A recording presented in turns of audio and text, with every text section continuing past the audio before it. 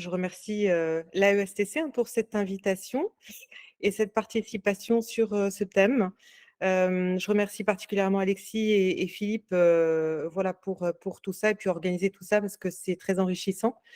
J'espère que ce thème va vous donner des éclairages, vous permettra peut-être d'avoir un outil supplémentaire, à votre kit, même si après chacun le fait à sa façon, avec, son énergie et cetera. Mais peut-être que ça vous apportera quelque chose où vous pourrez constater par vous-même les bénéfices, de cette pratique, en tout cas de ce protocole que vous pourrez agrémenter à votre façon, bien évidemment. Moi, je vais vous donner simplement les bases, de mon expérience clinique là-dessus. Par rapport à, l'alliance avec l'enfant intérieur, alors c'est un protocole, que moi particulièrement j'ai, intégré et appris, dans le cadre de la sophroanalyse des mémoires prénatales de la naissance et de l'enfance pour être tout à fait transparente avec vous. Mais, par rapport à ma pratique de plein de techniques, d'approches, que ce soit les constellations, la PNL, l'hypnose, alors sans parler de l'hypnose régressive et compagnie, ou de l'analyse transactionnelle et différentes approches, voilà auxquelles j'ai été formée. Ce protocole me semble tout à fait adapté à la sexothérapie. Je suis aussi formée à la sexothérapie. À la sexothérapie, à l'accompagnement en sexothérapie et aux thérapies de couple, de la même manière que ça peut être aussi, si vous êtes, hypno, dans le groupe, à faire de l'hypnothérapie, vous pouvez aussi l'utiliser dans ce type d'accompagnement. Hem, je vais vous parler d'une anecdote, parce qu'on était, il y a pas très longtemps, enfin ce week-end, au festival, du rêve de l'aborigène. Je ne sais pas si vous connaissez, c'est juste génial. Et justement, à un moment donné, on était à un petit resto, parce qu'il y a plein de petits restaurants qui sont, présents en plein air, là-bas. Et à un moment donné, nos voisins, enfin en tout cas, un voisin, un mari, dit à sa femme, en tout cas on l'entend dire, «Bon maintenant ça suffit, tu me saoules, j'en ai marre, fais-le toi-même, je me casse». Donc là j'ai envie de vous demander, je pense que ça vous est déjà arrivé d'entendre ce genre de choses ou même de le vivre par vous-même. À ce moment-là, qu'est-ce que vous vous dites ou quel âge mental selon vous a cette personne-là? Est-ce qu'elle est adulte, responsable, posée, calme ou est-ce qu'elle a un autre âge mental? Qui veut répondre? Voilà, ça peut être ado, exactement. Quoi d'autre? Ouais, un autre âge mental, lequel par exemple? Tu penses à quoi, Juan?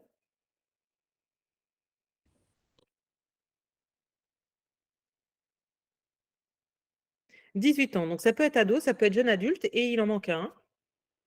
Selon vous, ça pourrait Moi être bon, pour moi, c'est plus un petit enfant, hein, on est plutôt vers c'est 7-8 ans. ça. On est carrément sur le petit garçon, Mmh. qui s'agite dans tous les sens et en analyse transactionnelle, on va plutôt appeler ça l'enfant rebelle. Si au contraire, l'adulte est plutôt dans une position d'enfant, mais plutôt soumis, figé, à pas trop bouger, à pas trop réagir ou à pas prendre, à pas s'exprimer, on sera plutôt sur l'enfant soumis. Je résume, évidemment, l'analyse transactionnelle, c'est un peu plus complexe que ça, mais pour résumer, on va dire qu'il y a le rôle des parents qu'on peut avoir parce qu'on l'a introjecté, en le subissant petit, mais on va aussi avoir le rôle de l'enfant rebelle ou de l'enfant soumis selon les situations, mais on va rarement être dans un adulte, sauf quand on a travaillé sur nous-mêmes et qu'on va commencer la communication non violente. Donc ça, j'imagine que vous l'avez, vécu, certainement personnellement et que vous l'avez aussi entendu lors de vos accompagnements avec certains clients qui pouvaient s'exprimer sans avoir l'âge qu'ils avaient à ce moment-là, mais bien un âge antérieur.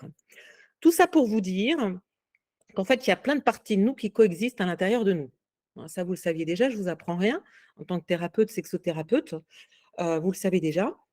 Alors non seulement ces parties plus jeunes de nous coexistent, elles cohabitent, mais surtout elles ont tendance à nous conditionner ou à conditionner un certain nombre de nos comportements qui vont être un peu disproportionnés dans certaines situations et pas forcément au moment où ce serait judicieux de l'avoir.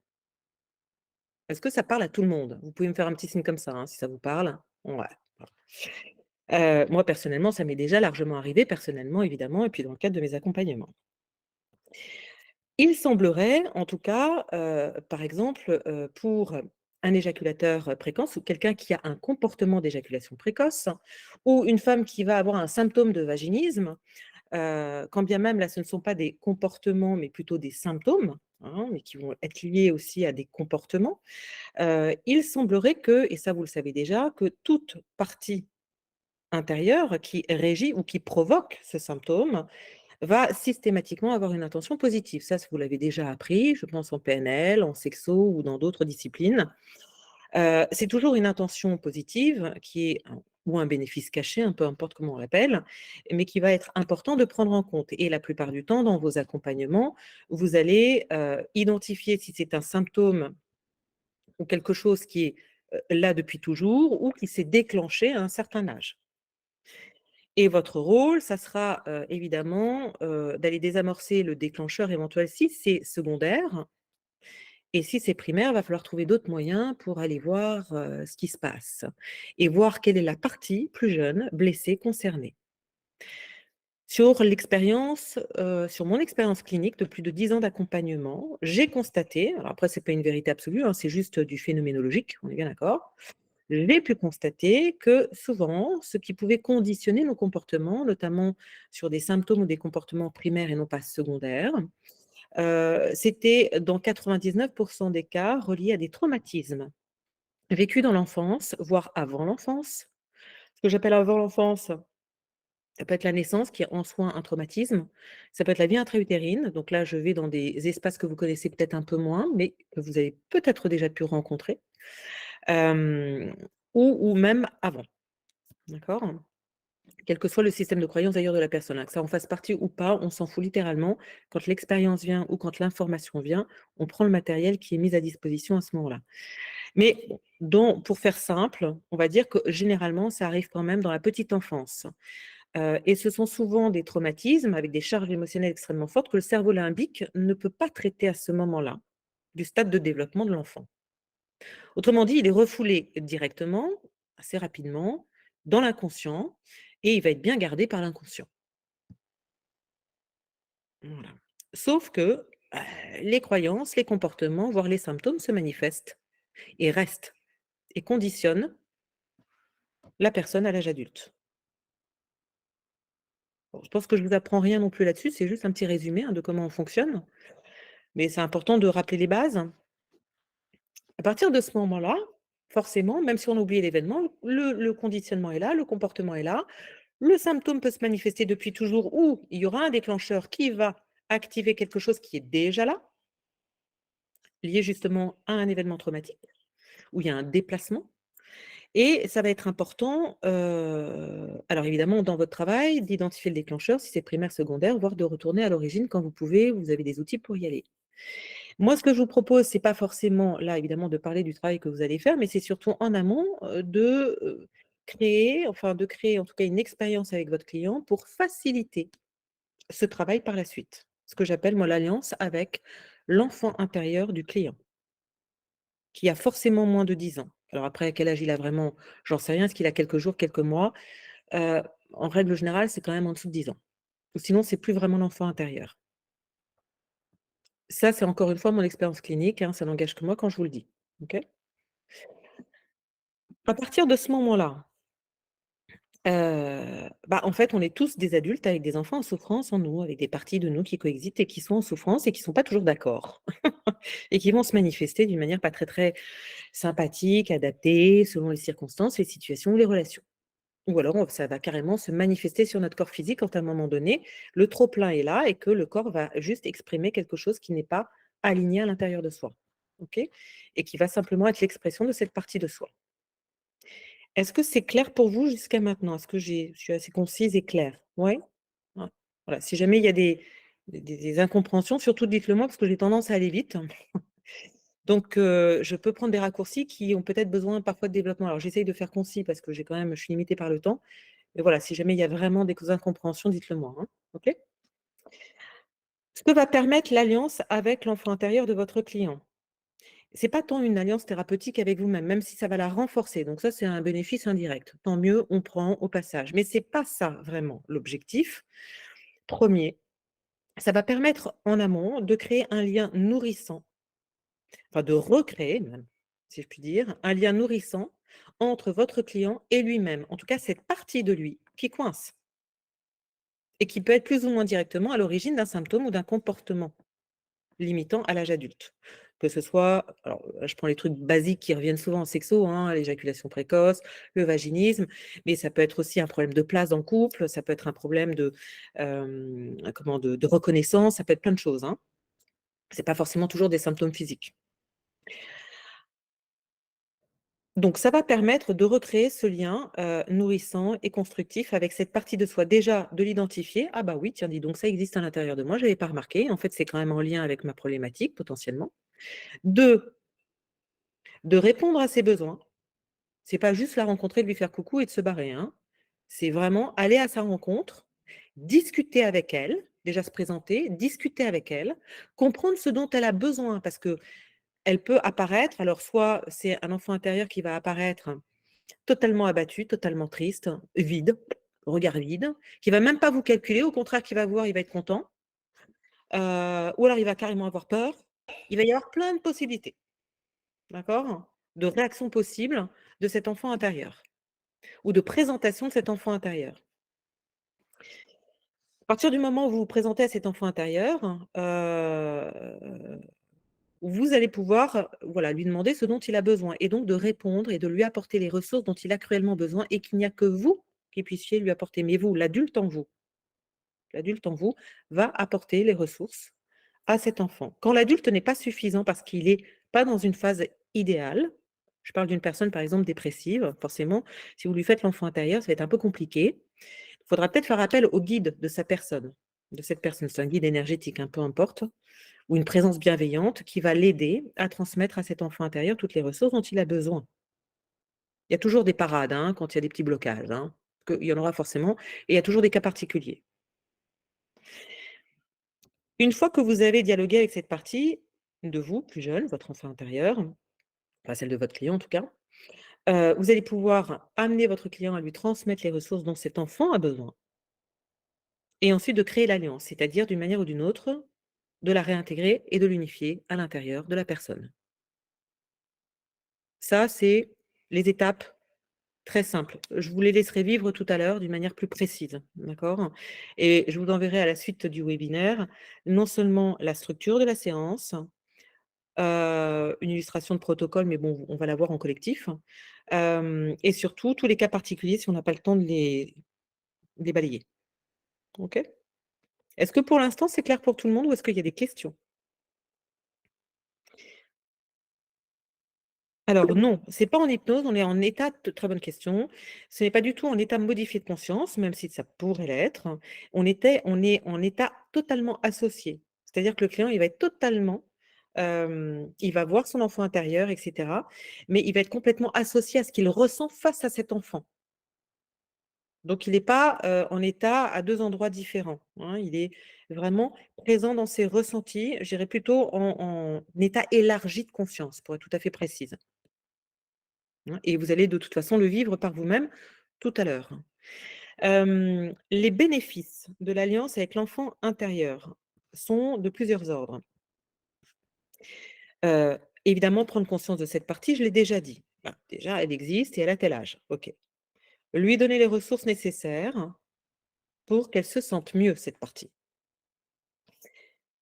Pacifier la relation avec cette partie, ce qui permettra derrière, évidemment, que le client s'engage dans sa thérapie, dans sa sexothérapie et qu'il cesse de se saboter s'il reste en conflit avec cette partie qu'il n'aura pas réintégrée à l'intérieur de lui.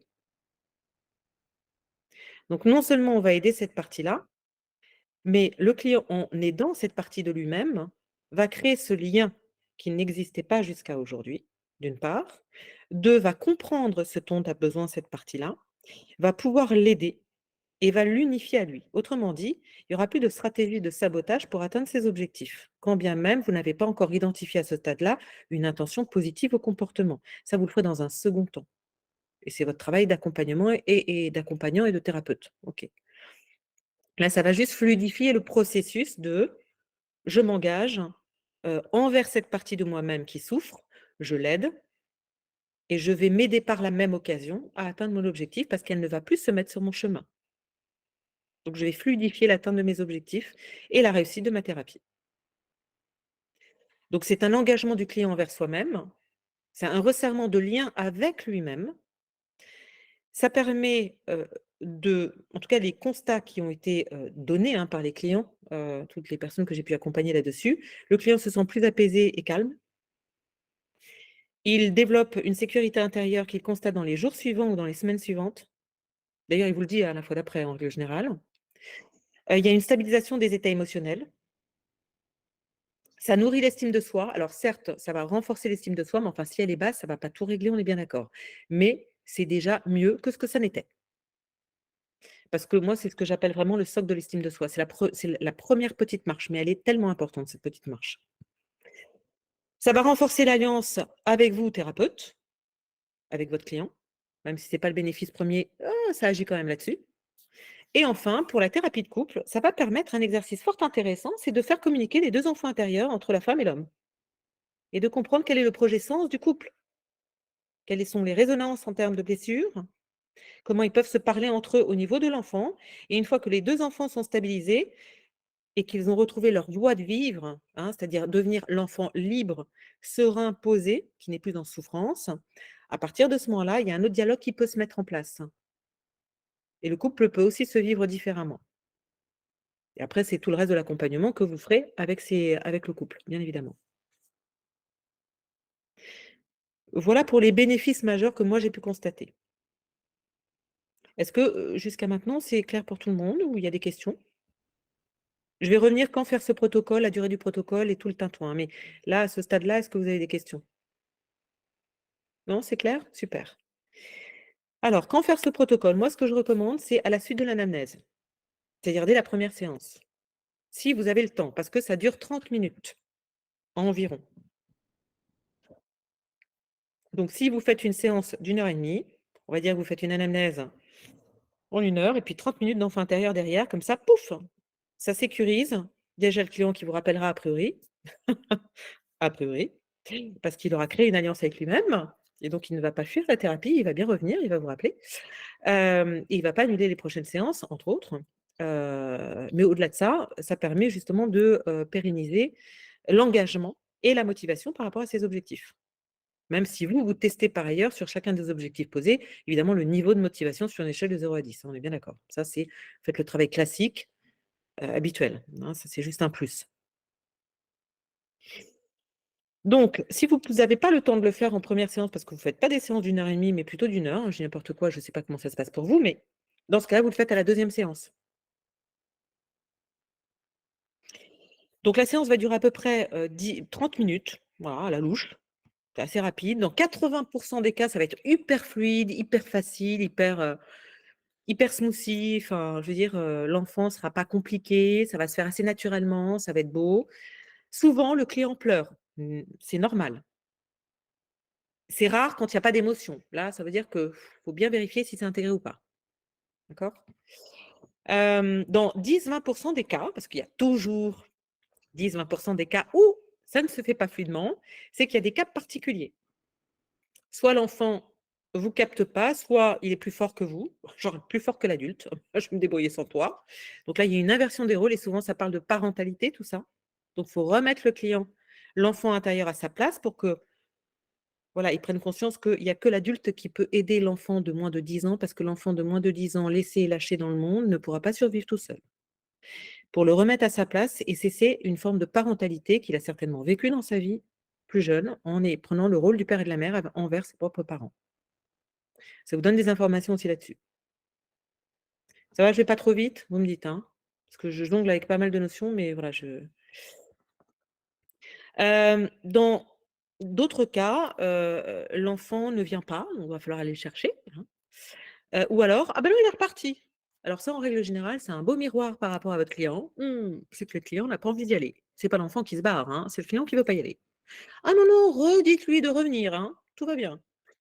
Vous le faites revenir, là, de toute façon, il va vous écouter, vous le faites revenir et s'il revient pas, mais c'est qui n'a pas envie de revenir vraiment? Est-ce que c'est vous qui voulez pas y aller ou est-ce que c'est lui, hein? Puis vous confrontez le client. Ça lui donnera de toute façon plein d'informations sur lui, hein. On est bien d'accord, ça ne parle que de lui. Autre cas de figure, il est hyper vénère. Faudra poser la question, à l'enfant intérieur: «OK, en fait, tu es en colère après qui?» En règle générale, c'est envers un des 2 parents. Tu lui dis: «Moi, je suis pas ton père, je suis pas ta mère, mais je suis là pour t'aider. Et s'il y en a bien un qui peut t'aider, c'est moi. Donc tu as besoin de quoi?» Hein, donc on recadre, on fait du recadrage quand il y a des cas particuliers. Je vous en donnerai plein par écrit, là, je vais pas tous les lister parce qu'on n'aura pas le temps, mais il y en a quand même quelques-uns qui sont assez récurrents et je vous le donnerai dans la fiche, OK? Hem, Cas de figure où ça ne fonctionne pas, l'alliance ne se fait pas. C'est pas que ça fonctionne pas, mais l'alliance ne peut pas se faire, le client n'y arrive pas. Ça arrive rarement, mais ça arrive. Dans ce cas-là, il faut rien forcer, ça sert à rien. Faut juste faire prendre conscience à quel point le client est dissocié de lui, à quel point il n'est pas en alliance avec lui, à quel point il rejette même cette partie de lui. Donc l'estime de soi, en règle générale, on est assez proche de zéro pour ce type de client. Donc c'est juste mettre ça en perspective, juste d'une manière informationnelle. C'est déjà très riche de le constater par un vécu, hein, un vécu physique de la part du client. Parce que là, il ne peut pas fuir, il ne peut pas faire l'autruche, c'est pas un angle mort, il le constate, il le ressent. Donc ça va lui donner une information énorme déjà de là où il part. OK? À partir de ce moment-là, vous direz: «Bon, bah, écoutez, vous mettez toute cette séance dans une belle bulle de lumière et vous le confiez à votre conscience supérieure ou à votre soi, hein, si vous êtes, branché sur Jung, ou à votre âme si vous êtes plus spirituel, peu importe le nom qu'on lui donne, mais en tout cas la conscience supérieure. Et vous lui demandez à votre conscience supérieure de vous aider à cheminer, à intégrer tout cela, à cheminer jusqu'à la prochaine séance. Et vous refaites l'exercice à la prochaine séance. Et là, normalement, ça passe. Parce qu'il y a déjà une intégration et une compréhension de ce qui se joue pour la personne dans sa vie et pourquoi elle en est là aujourd'hui. Donc, il y a des grosses prises de conscience. Il faut juste lui laisser le temps de digérer pour ensuite y aller. Voilà. Est-ce que vous avez des questions? J'ai été assez vite, hein, j'ai un débit assez rapide. Est-ce qu'il y a des petites questions là qui oui? Alors vous pouvez prendre la parole, hein, parce que je ne sais pas si j'arrive à lire les trucs. Moi, j'ai une question, Stéphanie, si tu m'entends? Oui, Tu oui. peux juste reprendre, quand ça fonctionne pas, c'est que le client n'est pas en alliance avec lui-même? Alors en Parce fait, que c'est ça pas que ça ne fonctionne pas, mais il va pas pouvoir faire l'alliance lors de cette première session. Ça va être mission impossible. Soit parce qu'il n'y arrive pas, soit parce qu'il n'a pas d'amour pour l'enfant intérieur, un truc de ouf, mmh, ça arrive. Et là, va juste falloir lui dire, hein, lui faire prendre conscience: «OK, bah, ça parle de quoi ça?» Si vous avez un rejet de cet enfant intérieur, c'est un rejet d'une partie de vous-même. Donc ça fait quoi comme écho dans votre vie aujourd'hui? Ou par rapport à votre problématique pour laquelle vous venez me voir? Votre estime de vous-même, elle en est à combien aujourd'hui? mmh. Ça parle d'un OK, manque merci. d'estime de soi, tu comprends? Donc à Ouais, partir de merci. ce moment-là, c'est juste une prise de conscience énorme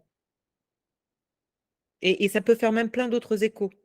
Le rejet de soi, le fait de se sentir rejeté dans sa vie ou même dans son couple, se rejeter soi-même d'une manière plus générale, rejeter une partie de son corps, tu vois? Ça peut faire plein d'échos en sexo ou en thérapie. OK. Donc c'est simplement faire les fils conducteurs et les échos par rapport à sa vie et déjà ça serait une prise de conscience juste énorme pour lui ou pour elle. OK? Et il faut pas forcer dans ces cas-là, il faut juste faire la prise de conscience, mettre ça dans une bulle de lumière et puis dire à sa voilà, vous confiez ça à votre conscience supérieure, qu'elle vous aide à cheminer d'ici la prochaine séance ou à votre soi, pour pas faire trop ésotérique, hein, pour faire un peu plus concret, heu, ou à votre surmoi, hein, s'ils sont adeptes de Freud, hein, peu importe, et ça va cheminer d'ici la prochaine séance. Ça vous donne déjà beaucoup d'éléments et de prise de conscience. Voilà. Est-ce qu'il y a d'autres questions? Oui, tu avais la remarque de Juan qui avait Oui. noté le fait que tu parlais d'être supérieur. D'être supérieur? Oui, quand tu as dit au contact son soi supérieur ou son surmoi, etc., tu as parlé de l'être supérieur. Alors en fait, j'ai parlé de guide et j'ai parlé de conscience supérieure, c'est pas la même chose. La conscience supérieure, c'est si jamais votre client n'arrive pas à faire une alliance pendant la session, vous lui dites, vous confiez, vous mettez ce dossier, hein, toute cette séance, dans une bulle de lumière que vous confiez à votre conscience supérieure, à votre surmoi ou à votre soi. Cette intelligence qui est en chacun de nous et qui gère très bien les choses. Et elle va vous permettre de cheminer d'ici la prochaine séance. Tout va bien. Vous avez juste besoin d'un petit temps d'intégration et ça vous donne déjà des éclairages. Et c'est tout. Par contre, le guide, c'est si jamais dans le cas de figure où vous avez un client qui est, par exemple, dépressif. C'est-à-dire, il est en moins bien, il est en moins bon état que votre enfant intérieur. Ça va être difficile de donner les ressources dont a besoin l'enfant intérieur. Vous voyez le paradoxe, hein? Donc, dans ces cas-là, la parade, c'est de faire appel à son guide ou à un être, voilà, qui l'accompagne. Alors, ça peut être un défunt, ça peut être un ancêtre, ça peut être, enfin, quelqu'un sur qui il peut s'appuyer, une ressource sur qui il peut s'appuyer. D'accord? Et de dire à cette personne de venir, alors pas un être vivant, hein, de préférence, de faire venir cet être. Alors ça peut être un guide, ça peut être, un dieu, hein, le Christ, Marie, Bouddha, enfin qui vous voulez, Allah, bref. Mais en tout cas quelque chose par rapport à son système de croyance et vous aurez l'info puisque, vous l'aurez en anamnèse, si la personne est spirituelle ou pas, Juan. Donc vous aurez en anamnèse, ce que vous pouvez appeler pour l'aider à ce moment-là, si elle ne peut pas y arriver toute seule, à lui donner des ressources à son enfant intérieur, vous comprenez? À partir de ce moment-là, bah, comme vous saurez si la personne est spirituelle, ce à quoi on croit, et cetera, enfin, les ressources sur lesquelles vous pouvez vous appuyer en cas de difficulté dans l'accompagnement, bah, vous lui direz: «Bah, faites, venir votre guide ou ce en quoi vous croyez là, et cetera. Cette présence ou cet être supérieur ou cet être de lumière», vous l'appellerez comme vous voulez, heu, pour qu'elle vous rejoigne et vous, vous allez pouvoir donner à votre enfant intérieur ce que vous êtes capable de donner. C'est-à-dire si vous ne pouvez pas donner plus de 20 d'amour, bah, vous donnez 20 d'amour. Et votre guide ou cette présence bienveillante donnera les 80 qui restent, dont votre enfant intérieur a besoin. Et le tour est joué. Et vous rebondissez comme ça. Ça, c'est vraiment dans des cas particuliers, on est bien d'accord, hein? Et si votre client est dans un état émotionnel compliqué pour pouvoir mener à bien, la transmission de ressources à son enfant intérieur, hein. C'est juste dans ce cas de figure. Sinon, la plupart du temps, il n'a pas forcément besoin du guide. Il est tout à fait l'adulte en lui et tout à fait capable de le faire. Est-ce que ça répond à la question, Juan? Et puis aux autres personnes qui avaient éventuellement posé la question?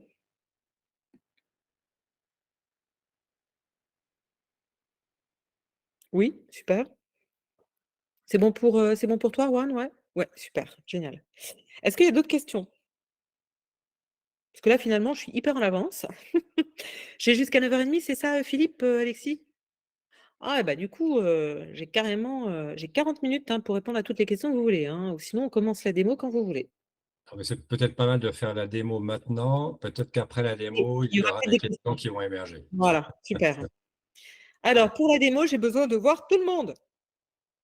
Tout le monde. Comme ça, je pourrai réagir si je vois des trucs qui tiquent. Donc vous merci de me vous mettre en vidéo pour vous voir, pas voir l'ordi, mais vous voir vous, Audrey, c'est mieux. Je n'ai pas Maude, je n'ai pas Oui, oui, Alexis. j'essaye, hein, mais je suis sur le téléphone portable et je ne trouve pas le bouton. Dans la mesure du possible, si ce voilà, dans la mesure du possible, c'est bien que je puisse voir le maximum de personnes. Hem, bien évidemment, Ah, bien évidemment, il y a des biais du collectif, hein. Forcément, je vais essayer d'énoncer un maximum de cas, particuliers possibles pour que chacun puisse s'y retrouver, mais je ne pourrais pas personnaliser la séance, on est bien d'accord. Donc prenez ce qu'il y a à prendre, et puis laissez-vous guider, voilà, j'essaierai de penser à pas mal de choses. Pas possible avant 5 minutes. Ouais, c'est pour Alexis, mais t'en fais pas, avance. D'accord, super. Non, mais on peut attendre quelques minutes, hein. Est-ce qu'il y a encore une petite question? Puis le temps que tout le monde s'installe confortablement, est-ce qu'il y a encore des petites questions là? Pour qu'Alexis puisse le faire lui-même aussi avec nous? Mais de toute façon, tu as 16 personnes qui sont connectées. Tu n'auras pas les 16 personnes sur ton écran. Je pense que Non, non, mais c'est Alexis qui ne peut pas là, donc c'est dommage qu'il ne le fasse pas. On n'est pas à 5 minutes près, hein. Est-ce qu'il y a des questions en attendant? Moi, j'ai une question du coup, Oui, j'en Elodie. profite. Ouais, vas Est-ce que tu fais plutôt, assis, debout? Bon, moi, je suis allongée là, mais qu'est-ce que tu préconises? alors plutôt allongé ou assis, pas forcément debout, sauf si la personne a besoin de se mettre debout. Mais attention, elle a quand même les yeux fermés, donc il ne faudrait pas qu'elle tombe. Voilà. En OK, règle générale, ça il veut vaut mieux dire être totalement détendu. Donc pour être totalement détendu, c'est soit assis, soit allongé. Sur OK, une chaise, sans poser sa tête, forcément, il y aura des tensions dans les cervicales, mais après, c'est plus une question de confort. Donc c'est à la personne de choisir ce qui va être le mieux pour elle. OK, il y a pas de ligne du temps, à marcher ou des trucs comme ça? Non, ou alors ça se fait, dans l'imagination. Mais là, il y a pas de ligne du temps dans ce protocole. Muy Du tout. bien. Y a-t-il une autre petite question en attendant que notre cher Alexis soit prêt?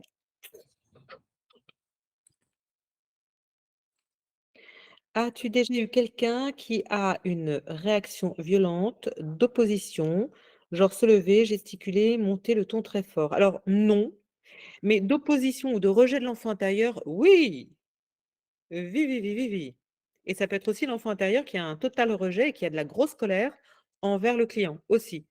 Mais, pas de réaction violente. Ça va être plutôt s'il y a une réaction violente, ça sera plutôt, heu, une énorme tristesse qui va submerger le client. Donc là, il faut lui donner un petit mouchoir ou alors à distance qu'il ait un mouchoir à dispo en amont de la séance, c'est mieux.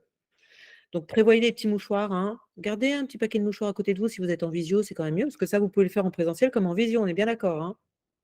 À partir du moment où vous avez une connexion Wi-Fi qui fonctionne et que la personne, elle a un petit verre d'eau à côté, elle a un plaid et elle a des petits mouchoirs, tout va bien. Et que s'il y a une interruption, hop, on se reconnecte par le visio, le lien reste entre le thérapeute et le client. Je vous apprends rien là-dessus. Hem, donc la réaction violente, ça peut être une forte émotion de tristesse vis-à-vis de l'enfant intérieur, de le voir dans cet état-là, ou de constater à quel point il a besoin de certaines choses. Parfois c'est submergent, hein, vraiment, hein. Ou alors la réaction de violence, ça va être plutôt une réaction forte, ça peut être, totalement du rejet. «Ah non, j'ai pas envie, je peux pas, je peux pas, je» vraiment un truc, presque épidermique, quoi. OK, ça parle de quoi ça? Si vous voulez pas, et là, il va falloir le confronter le client. C'est-à-dire que gentiment, hein, évidemment avec bienveillance, vous allez quand même avec fermeté confronter votre client. C'est-à-dire que vous allez lui dire, heu: «Bah, OK, mais alors, vous voulez quoi par rapport à cet enfant? Vous voulez l'aider ou vous voulez pas l'aider? Parce que je vous rappelle que c'est quand même juste une partie de vous qui est en souffrance. Vous voulez faire quoi avec ça? Voulez-vous garder votre partie en souffrance ou vous voulez l'aider?» Vous le confrontez juste, hein, vous mettez toujours des en perspective. Forcément, par rapport à ça, ça va le faire cogiter un peu. Il va se dire: «Ah ben, je suis quand même pas là pour rien, je paye quand même une thérapeute ou un thérapeute. J'y vais ou j'y vais pas?» Puis après, vous pouvez, rajouter un petit coup supplémentaire en disant parce que sinon vous pouvez garder vos limites en ne l'aidant pas. C'est tout à fait possible, c'est votre choix. Mais au moins vous êtes conscient de ce que vous faites et de ce que vous gardez en faisant ça. Vous confrontez un peu plus. Troisième étape, hem, si vous venez pas l'aider, qui va l'aider? Et un enfant de moins de 10 ans, lâché dans la nature, qu'est-ce qu'il devient concrètement? Et là, vous pouvez carrément lui dire, alors là, je prends des termes un peu forts, ben, il va crever la gueule ouverte et vous mettez ça en perspective de la problématique pour laquelle il est venu ou dans quel état il arrive pour un accompagnement. En règle générale, ça fait mouche. Ça ne veut pas dire que ça va se faire en une étape, ça se fera peut-être en 2 étapes, mais déjà, il y aura des prises de conscience, dire: «OK, OK, non, je veux pas le laisser crever», parce qu'il y aura personne d'autre qui va aider son enfant intérieur, hein, il y a que lui qui peut le faire, hein. Donc soit il se garde tous ces trucs qu'il veut plus, mais il sait pourquoi il les garde, parce qu'il veut pas y aller. Et vous pouvez l'interroger: «Mais qu'est-ce qui vous fait peur?» Hein. Développez un peu, creusez un peu. Pourquoi vous le rejetez? Qu'est-ce qui vous fait peur là? Et si vous le preniez dans vos bras, qu'il se passerait quoi? «J'arrive pas à ressentir de l'amour envers lui». OK, bah, ça prouve quoi ça? C'est qu'il y a une dissociation quand on n'arrive pas à contacter les émotions. Donc c'est une protection. Bah, ça ferait quoi si vous ressentiez de l'amour envers lui? Ça ferait trop mal. Donc posez des questions, lâchez pas. Jusqu'à ce que ça lâche de son côté. Il y a forcément un moyen, une issue que vous allez trouver en posant des questions. Soit en le confrontant, soit en demandant pour quelle raison il a peur de prendre dans ses bras. Qu'est-ce qui se passerait s'il lui donnait de l'amour ou s'il arrivait à ressentir de l'amour pour lui? En règle générale, c'est qu'il y a peur de souffrir derrière, hein. Est-ce que ça répond à ta question, Livia? Super. OK. Une question, Steph, Oui, concernant, tu as parlé du couple. Tu vas oui. leur faire une séance comme à la limite on va la faire là, c'est-à-dire que en même temps, tu leur fais rencontrer leur enfant intérieur. Et est-ce qu'à un moment donné, tu fais dialoguer les enfants intérieurs ensemble ou pas? Alors, si c'est une séance avec les 2, Mmh. soit préalablement, tu as fait une séance avec chacun, bah, selon les écoles, hein. Tu as fait une séance préalablement avec chacun, avec leur enfant intérieur et ensuite en couple, tu les fais descendre dans leur enfant intérieur et tu les fais communiquer. Mhm. Soit tu le fais dans la foulée, dans une même séance de couple, si tu sens qu'ils sont assez, si tu as testé qu'ils sont assez, enfin assez connectés, tu vois? Assez ouverts pour ça. Pour pas que ça, pour pas que s'il y a un blocage d'un côté, Mm. ça crée un blocage de l'autre, hein. Donc ça, c'est l'appréciation au niveau de l'anamnèse, soit du couple, soit s'ils ont déjà fait ce type de travail, déjà au moins rencontré leur enfant intérieur ou pas, indépendamment d'une alliance, hein. Souvent, il y a un travail de rencontre avec l'enfant, mais pas forcément d'alliance. La plupart du temps, on a rencontré son enfant intérieur, mais on n'a pas forcément créé une alliance avec. Le travail est fait qu'à 50 hein. Donc à toi de sentir si, ils arrivent à ressentir, ils arrivent à poser des mots sur des émotions, tu vois? S'ils sont assez, matures psychologiquement, s'ils ont déjà bossé sur eux-mêmes ou pas. Voilà, mais ça peut être très chouette ensuite, si ça se fait pas au cours de la même séance, de faire rencontrer les 2 enfants intérieurs, oui, et comprendre ce qui se joue entre les 2, hein. Alors au départ quand ils sont, pourquoi pas blessés, mais surtout après quand ils sont libres, ce que ça permet de recréer comme autre lien aussi, plus joyeux, plus dans la complicité et cetera. Ok. En tout cas, c'est à explorer, selon ton ressenti. Donc ce que je vous invite à faire, c'est de vous installer confortablement. Voilà, prenez tous le temps, chacun. Alors je vais dire «tu», hein, pendant la séance, hein, comme ça évite de faire un «vous», groupé, hein, pour que ce soit plus entre guillemets «personnalisé». Alors tu vas pouvoir t'installer là confortablement, poser tes lunettes, relâcher ta tête et quand tu te sens prêt, tu vas pouvoir ou prête, tu vas pouvoir fermer les yeux délicatement. Voilà, et comme le dirait Alain, être témoin, 1, 2, 3, respiration.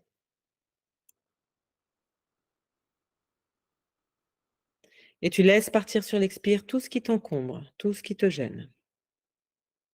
À l'expire, voilà, tranquillement et à ton rythme. Tu peux te laisser bâiller. C'est comme si tu le faisais le vide à chaque expiration, voilà. Et puis pendant que tu continues à faire le vide de cette manière-là, je t'invite vraiment à t'installer là, sur la surface sur laquelle tu es déposé, pour sentir ta tête et ses cervicales se relâcher davantage. Prends le temps de ressentir les points d'appui de ton dos, de tes omoplates, de tes épaules, de tes vertèbres dorsales jusqu'à tes vertèbres lombaires, voilà, ainsi que ton bassin, s'enfoncer agréablement sur cette surface. Laisse tes bras, tes jambes se déposer davantage, tandis que tous les muscles de ton corps là se relâchent, se délassent, plus ou moins rapidement.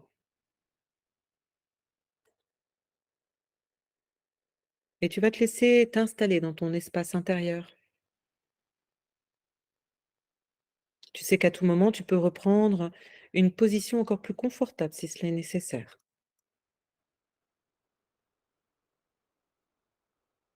Voilà, et maintenant je t'invite à respirer comme une onde de détente et de lumière.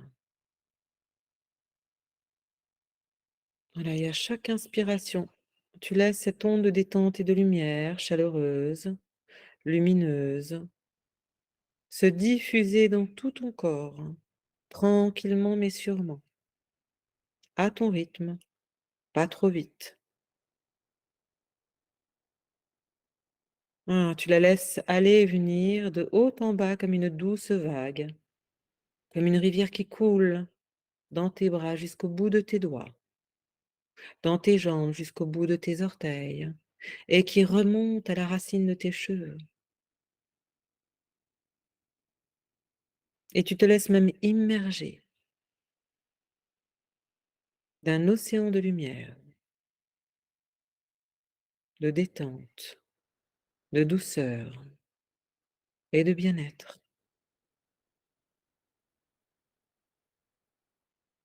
jusqu'à ce que ton corps devienne de plus en plus lumineux, de plus en plus détendu, à ton rythme, à chaque inspiration. Voilà, de cette manière-là. Et tu vas pouvoir laisser toute cette lumière pulser et vibrer en toi. Et tu vas même la laisser s'expanser là maintenant, tout autour de toi, comme un halo de lumière incroyablement puissant, presque palpable, lumineux, chaud, harmonieux, mélodieux. Et porté par toute cette lumière-là qui t'entoure et qui t'habite, tu vas pouvoir te laisser prendre ton envol, tel un oiseau majestueux, une colombe, un aigle, un condor ou un autre oiseau, peu importe. Déploie tes ailes et en quelques battements d'ailes, prends de la hauteur et de l'altitude. Et commence alors un voyage. Laisse-toi voyager au-delà des contrées, au-delà des paysages. Apprécie la beauté des paysages que tu parcours fluidement, sans l'air parcourir ton corps, sans cette légèreté qui t'habite.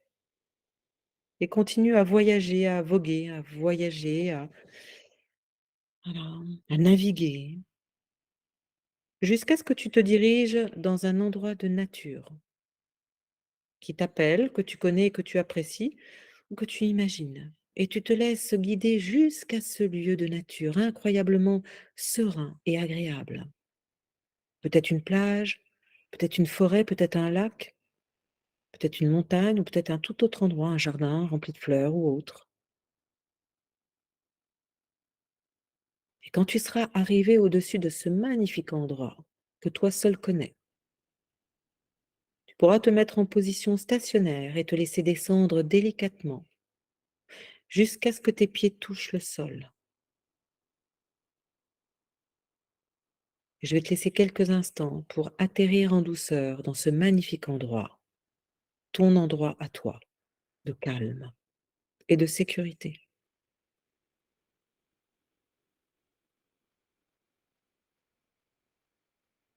Voilà, et quand tu te sens être dans cet endroit, tu me fais juste un signe oui de la tête.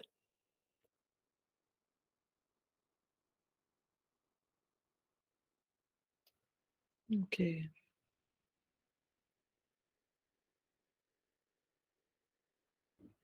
Et maintenant, tu vas pouvoir tout simplement prendre quelques instants pour te laisser nourrir par les pieds, par cette belle énergie terrestre-là qui est à cet endroit.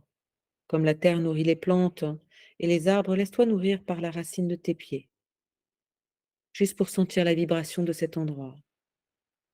L'énergie, la vitalité que la terre de ce lieu t'apporte, de cette nourriture qu'elle te donne, cet ancrage, cette solidité qu'elle te transmet. Laisse-toi tout simplement caresser par la douceur de l'air éventuelle, peut-être par la fluidité de l'eau à proximité ou la chaleur du soleil.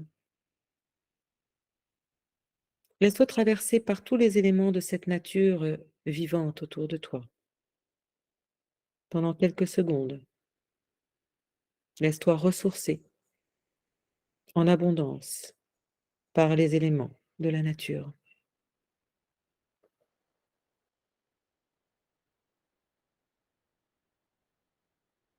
Et pendant que ce processus de ressourcement continue son cours automatiquement, comme le temps suit le sien, tu vas pouvoir tout simplement aller à la rencontre de ton enfant intérieur, en te baladant, en allant à sa rencontre. Et quand tu pourras l'imaginer à une certaine distance de toi, le voir, le percevoir, quelle que soit la façon dont tu vas le percevoir, ça peut être en ressenti, en image, en son, peu importe, en imagination. Quand tu pourras l'imaginer à une distance de toi, tu pourras simplement me faire un oui de la tête. Super. Et si jamais tu ne le vois pas, appelle-le et il viendra automatiquement. Et là juste, Quand tu pourras l'imaginer devant toi, le percevoir, tu vas juste noter comment cet enfant est habillé, quel est son sexe et quel âge a-t-il? Et l'expression de son visage.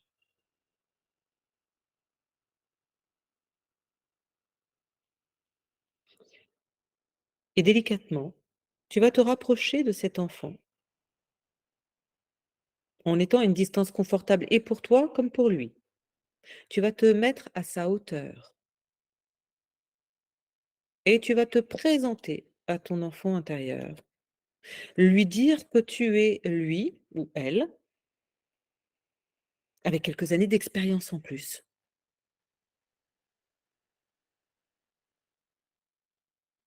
Et une fois que tu t'es présenté,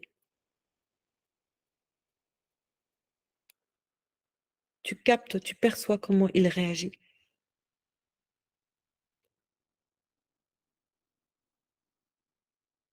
S'il est content, s'il est étonné, s'il est figé, s'il est en colère, s'il ne te regarde pas.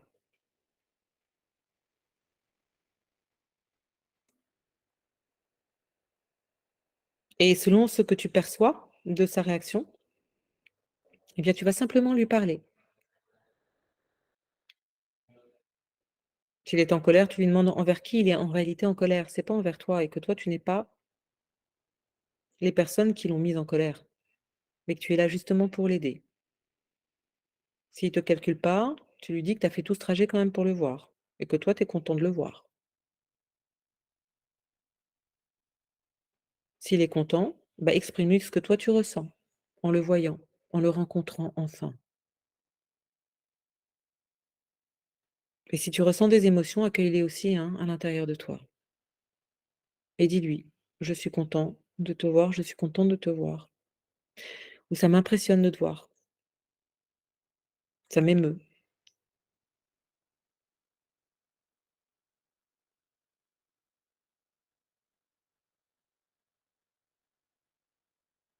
S'il est triste, voilà.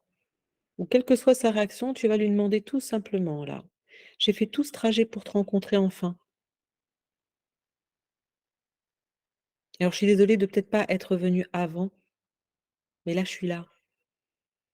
Alors dis-moi ce dont tu as besoin. Et vous lui posez la question directement, là. De quoi as-tu besoin? Et accueillez sa réponse, quelle que soit la façon dont il va vous la transmettre, soit par des signes, soit par des mots, soit par télépathie, des sensations ou des émotions. Accueillez sa réponse, c'est hyper important. Même si ça peut être difficile pour vous d'entendre, accueillez ça.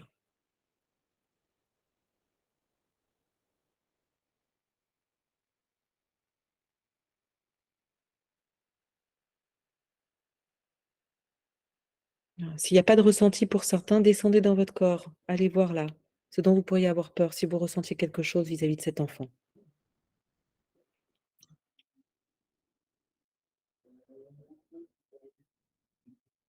Et autorisez-vous à y aller. C'est une partie de vous. Et elle est hyper importante. Et elle a besoin de vous. Elle a besoin de toi.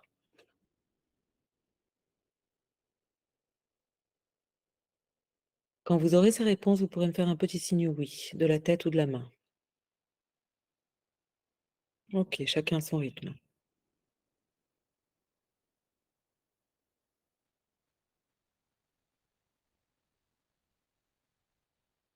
Très bien.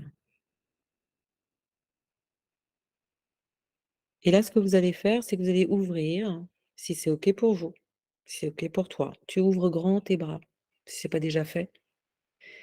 Et tu accueilles cet enfant dans tes bras et tu le serres fort contre ton cœur et tu lui transmets, avec l'aide de ton guide ou tout seul comme un grand, là, l'adulte que tu es, tu lui transmets tout ce dont il a besoin, que ce soit de l'amour, de la sécurité, de la protection, de la reconnaissance, de l'écoute, de l'existence, de la douceur. Tu lui transmets tout ce dont il a besoin, là. Et tu laisses un flot d'amour et de toutes ces ressources là jaillir de ton cœur en ouvrant les portes de ton cœur. Voilà, et rentrer dans le cœur de cet enfant. Et tu laisses ce flot d'amour, là, blanc et doré, voilà, circuler entre vos 2 cœurs, jusqu'à ce que toute cette énergie-là, toutes ces ressources que tu transmets dans ce flux d'énergie, remplissent l'intégralité du cœur de cet enfant et tout son petit corps, quel que soit son âge. Et tu prends tout le temps dont cet enfant a besoin pour se remplir de toutes ces ressources que tu lui transmets maintenant.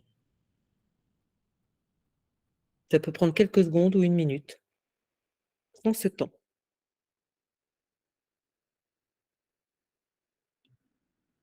Et tu lui dis à ton enfant intérieur que maintenant tu es là, que tu vas rester avec lui, que tu l'aimes et que tu vas prendre soin de lui,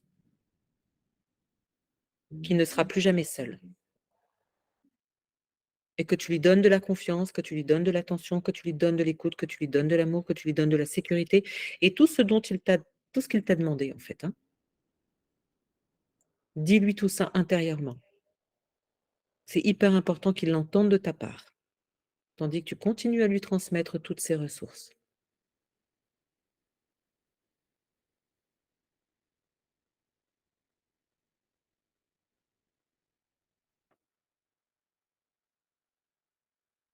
Et quand tu sens que c'est fait, tu peux me faire un signe oui de la main. Prends tout le temps dont tu as besoin, hein. OK. Et une fois que c'est fait ou que c'est encore en cours, eh bien dis-lui ce que tu ressens, ce que ça te fait. Et puis sens comment il se sent là maintenant cet enfant, avec toi là.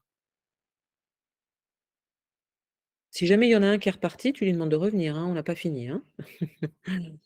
Donc tu gardes ton enfant intérieur dans tes bras. Voilà, et puis tu sens simplement si c'est OK pour lui.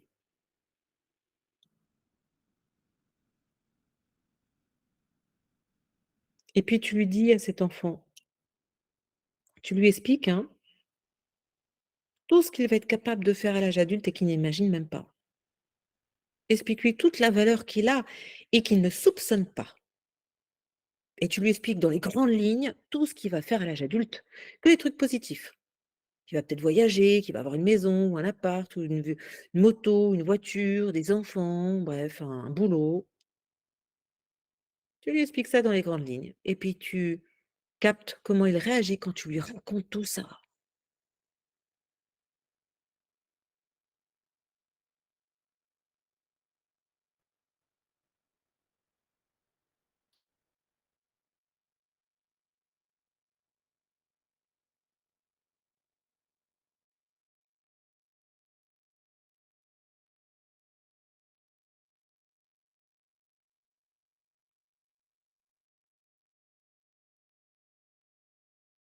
Quand il t'a répondu là, tu me fais un petit signe oui de la main. OK, chacun son rythme. OK.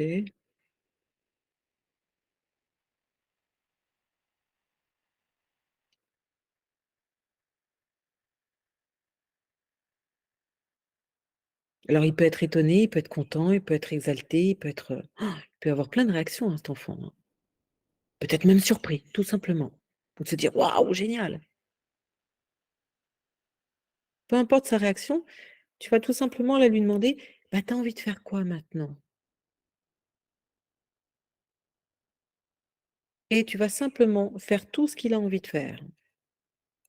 S'il a envie de jouer, s'il a envie de se balader, s'il a envie d'aller voir les dauphins et de nager, s'il a envie d'aller te montrer ses animaux préférés, de manger une glace ou autre, tu vas le suivre dans tout ce qu'il a envie de faire et de partager avec toi. Et tu prends quelques instants précieux, quelques minutes précieuses pour cela. Peut-être qu'il aura juste envie d'un câlin, peut-être qu'il aura envie de bouger. Suis-le.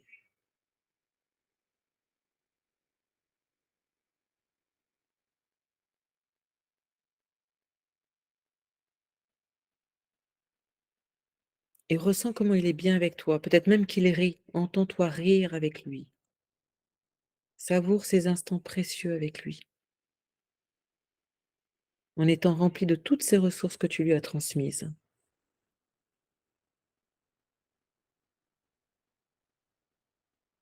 et joue avec lui. Découvre son univers et tout ce qu'il veut te montrer. Et amuse-toi avec lui.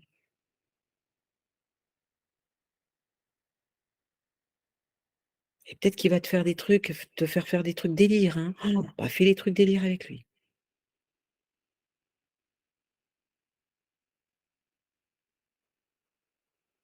Et sens la joie te gagner en partageant ces bons moments avec lui. Ces moments précieux avec lui.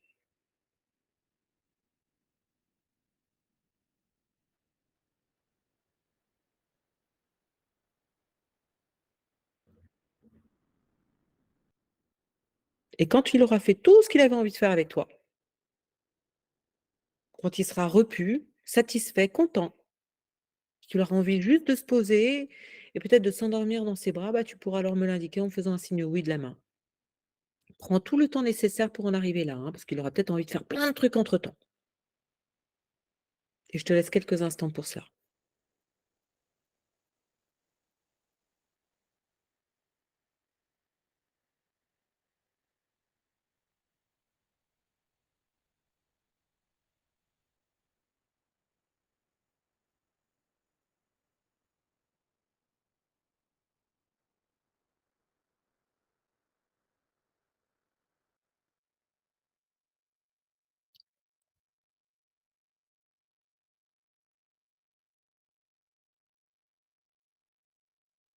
OK. Chacun à son rythme.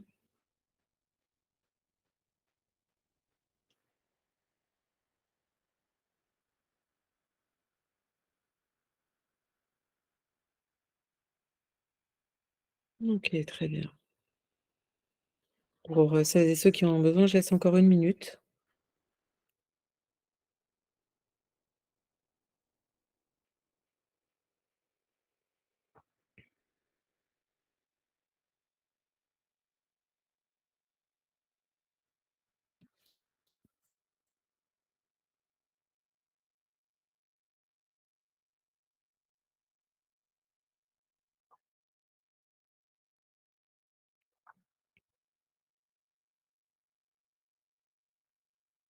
Très bien, et là, ce que tu vas pouvoir faire maintenant,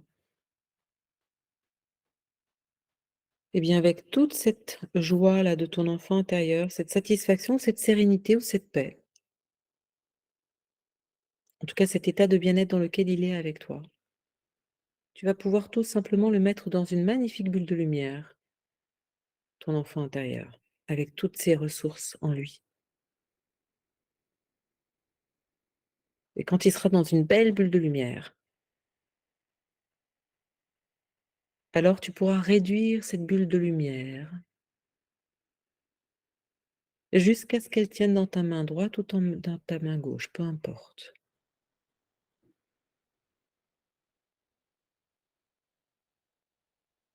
Et quand tu es prête, quand tu es prêt, sur une profonde inspiration, tu unifies cette bulle de lumière et cet enfant à l'intérieur de cette bulle, dans ton cœur, et tu l'y installes confortablement, le plus confortablement possible, avec toutes ses ressources, toute cette joie, cette satisfaction, cette sécurité,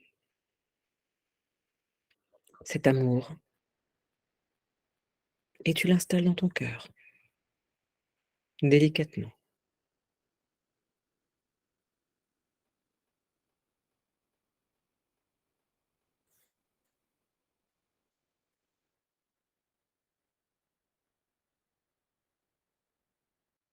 Et quand cela est fait, tu pourrais me faire un signe oui de la tête. OK.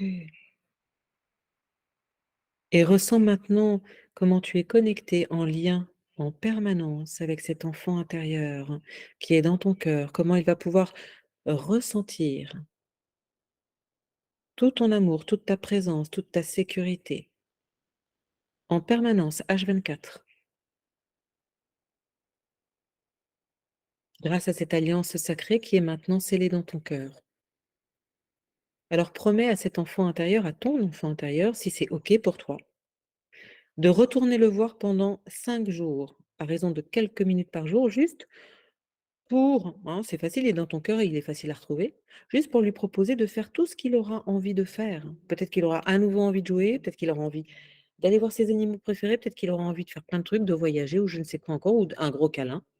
Peu importe, tu prendras quelques minutes pour passer du temps avec lui et faire tout ce qu'il aura envie de faire à ce moment-là. Est-ce que c'est OK pour toi de lui promettre ça? OK. Alors promets-lui. Puis tu pourras te mettre une petite alerte dans ton téléphone pour faire ce rendez-vous tous les jours. Et une fois que tu lui as promis, tu vas le laisser se reposer tranquillement dans ton cœur et enrichi de cette belle rencontre et surtout de cette, alliance sacrée qui est maintenant en toi. Tu vas tout simplement pouvoir revenir, remercier ce bel endroit qui t'a accueilli. Tu pourras y retourner à chaque fois que tu en auras besoin et à ton rythme, tu vas reprendre ton envol, enrichi de cette belle présence en toi, de toutes les ressources aussi en toi. Et en quelques battements d'ailes, tu vas revenir avec une rapidité fulgurante, jusque sur, voilà, l'endroit où tu es, le support sur lequel tu es allongée ou assise, dans ton lieu d'habitation ou ailleurs. Tu reviens dans ton corps et progressivement, tu reprends conscience de toutes les parties de ton corps.